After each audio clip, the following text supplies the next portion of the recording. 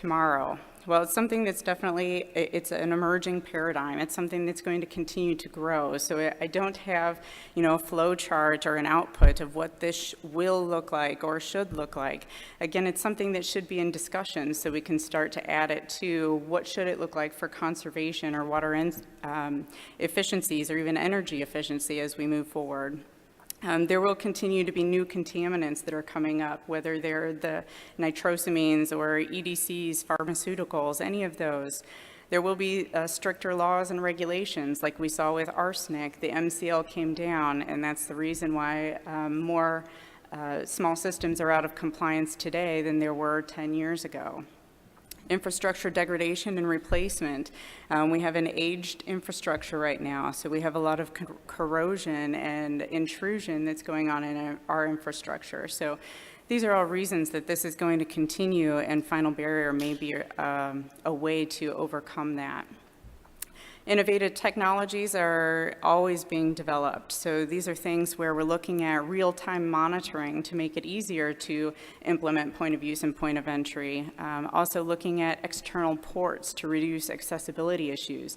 If you have the real-time monitoring and you use the computers to draw the information, you don't have the accessibility issues. But in the meantime, if we don't get there very quickly, external ports may be a short-term way to be able to get accessibility to make it useful.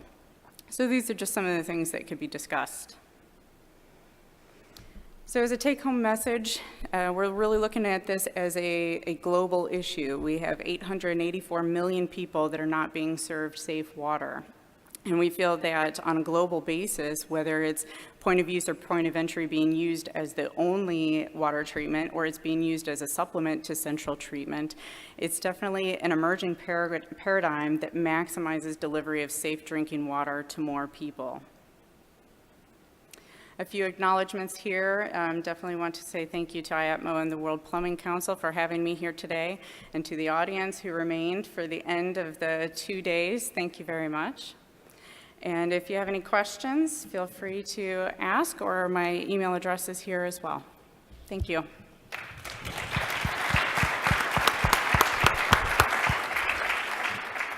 Any questions for Polly? When you walk into a Circle K, there's a warning about the microwave. When you walk into a gas station, there's a warning, at least in California, about the cancerous fumes, so on and so forth. Isn't there a future sometime possible where the coast-to-coast water distribution system will just say, caveat emptor, or buyer beware, this is not potable, point of use is the most cost-effective and best way to go? What I mean to say is, you say 1% is what's being used. Why doesn't the industry just recommend to everybody? Would it be absolute political suicide to say, hey, get a water treatment system, point of use?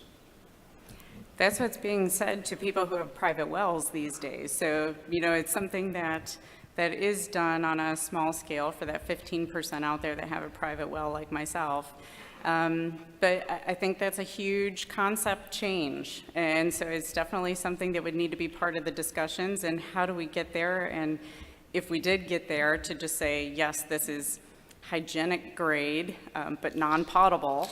How do we get there, and how do we make sure consumers do not freak out about something like that?